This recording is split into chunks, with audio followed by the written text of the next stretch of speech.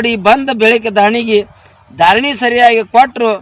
ಮತ್ತು ಏನು ಇವತ್ತು ಸಾಲ ಸೂಟ್ ಮಾಡಿದ್ರು, ಇವತ್ತು ಬಡ್ಡಿ ಸೂಟ್ ಮಾಡಿದ್ರು, ಅದು ನಮಗೆ ಬೇಕಾಗಿಲ್ಲ.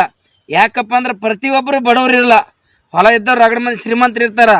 ಹೊಲದಾಗ ಯಾವ ಪ್ರತಿಯೊಬ್ಬ ರೈತ ದುಡಿತಾನ, ಮೆಹನತ್ ಮಾಡ್ತಾನ, ಅವನಿಗೆ ಕಷ್ಟ ಇದ್ದಿರ್ತದ.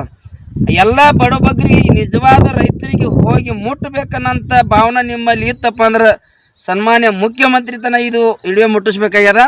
ಯಾಕಂದ್ರೆ ಒಂದು ಖಾತಾ ಗೊಬ್ಬರ ಬೆಲೆ ಮತ್ತು ಬೀಜದ ಬೆಲೆ ಇಳು ಮಾಡಿದ್ರಪ್ಪ ಅಂದ್ರೆ, ಆ ಬೆಲೆ ಇಳಿಸಿದ್ರಪ್ಪ ಅಂದ್ರೆ ಖಾತಾ 1300-1200 ಕೊಡೋದು 1800ರಿಂದ 2000 ಆಗ್ಯದ.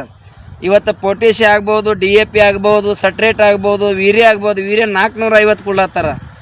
ಅದಕ್ಕಾಗಿ ಈ ಏನು ಖಾತಾ ಸರ್ಕಾರದಿಂದ ಬರುವಂಥ ಗೊಬ್ಬರ ಇಳಿಸಿದ್ರಪ್ಪ ಅಂದ್ರೆ ನಮ್ಮ ರೈತರಿಗೆ, ಪ್ರತಿಯೊಂದು ರೈತರಿಗೆ ಮುಟ್ತದ. ಒಂದು ರೈತ ಬಾಂಧವರಲ್ಲಿ ತಿಳಿಸೋದೇನೆಂದ್ರೆ, ಈ ಮೇಘರಾಜ ಕೆಲವೊಂದು ಕಡೆಗೆ ಹಾಗೆ ಬಂದಾನ, ಕೆಲವೊಂದು ಕಡೆಯಿಂದ ಬಂದಿಲ್ಲ. ಈಗ ನಮ್ಮ ಸೇಡಂ ತಾಲೂಕದೊಳಗೆ ಫಸ್ಟ್ ಸಾగు ಮಾಡ್ಯಾನ. ಸಾగు ಮಾಡಿಕೊಡ್ಲಿ ನಮ್ಮ ರೈತರು, ಪ್ರತಿಯೊಬ್ಬ ರೈತರು ಉದ್ದ ಬಿತ್ಯಾರ. ಹೆಂಗಂದ್ರೆ ಹೆಸರ ಕಾಯಿ ಹೆಂಗಪ್ಪ ಅಂದ್ರೆ ಈ ಥರ ತಿನ್ನಂಗಾಗ್ಯಾವ ನೋಡ್ಬೇಕು ರೈತರು. ಯಾಕಂದ್ರೆ ಇದೇನು ನೀರು ಬಿಟ್ಟಿಲ್ಲ, ಹಳಿ ಪೈಪ್ಲೈನ್ ಇಲ್ಲ, ಬಾವಿ ಇಲ್ಲ, ಬೋರ್ ಇಲ್ಲ. ಇದು ಮೇಘರಾಜನ ಅದೃಷ್ಟ. ರೈತನ ಅದೃಷ್ಟಕ್ಕೆ ಮೇಘರಾಜ ಬಂದು ನಮ್ಮ ರೈತಗೆ ಎಂಥ ಉಲ್ಲಾಸ ಕೊಟ್ಟನಪ್ಪ ಅಂದ್ರೆ ಈ ಥರ ಹೆಸರು ಬಂದದ. ಎಲ್ಲ ಸುತ್ತಮುತ್ತ ರೈತರಿಗೆ ಹೆಂಗಪ್ಪ ಅಂದ್ರೆ ಭಾಳ ಖುಷಿ ಪಟ್ಟಾರ. ಈ ವರ್ಷ ಏನು ಇದಕ್ಕೆಟ್ಟು ಧಾರಣೆ ಇಟ್ಟು ಸರಿಯಾಗಿ ಸರ್ಕಾರ ಕೊಡ್ತಪ್ಪ ಅಂದ್ರೆ ರೈತ ಹೆಸರು ಹಾಕಿದವರು ಎಲ್ಲ ಹಾಕಿದವ್ರು ಗೆದ್ದಂಗೆ. ಯಾಕಂದ್ರೆ ಎಲ್ಲ ಬೆಳೆ ಚಂದ ಅದಾವ. ಯಾಕಪ್ಪ ಅಂದ್ರೆ ಈ ಥರ ಎಲ್ಲ ಬರಬೇಕಪ್ಪ ಅಂದ್ರೆ ಪುಣ್ಯ ಮಾಡಿರಬೇಕು. ಈ ಥರ ಬರಬೇಕಂದ್ರೆ ಎಲ್ಲ ಕಡೆಗೆ ಬರಬೇಕಪ್ಪ ಅಂದ್ರೆ ಕೆಲವೊಂದು ಪಾಪ ಜಗದಾಗ ಭಾಳ ನಡೆದದ. ಪಾಪದ ಕೆಲಸಗಳನ್ನು ಬಿಡಬೇಕು, ಕರ್ಮ ಮಾಡೋದು ಬಿಡಬೇಕು, ಧರ್ಮದ ನ್ಯಾಯದಿಂದ ನಡಿಬೇಕು.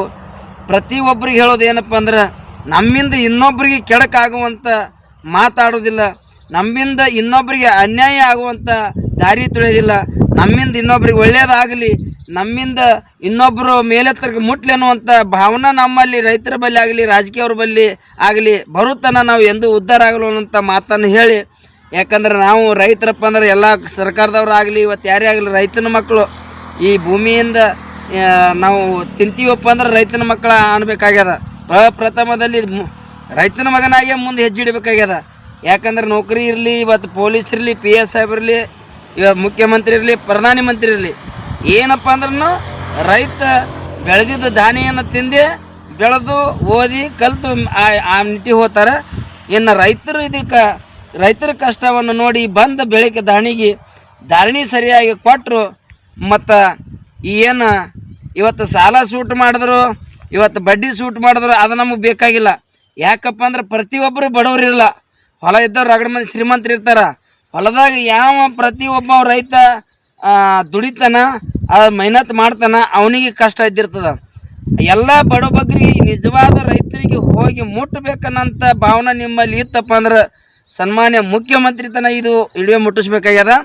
ಯಾಕಂದ್ರೆ ಒಂದು ಖಾತಾ ಗೊಬ್ಬರ ಬೆಲೆ ಮತ್ತು ಬೀಜದ ಬೆಲೆ ಇಳು ಮಾಡಿದ್ರಪ್ಪ ಅಂದ್ರೆ, ಆ ಬೆಲೆ ಇಳಿಸಿದ್ರಪ್ಪ ಅಂದ್ರೆ ಖಾತಾ 1300-1200 ಕೊಡೋದು 1800ರಿಂದ 2000 ಆಗ್ಯದ.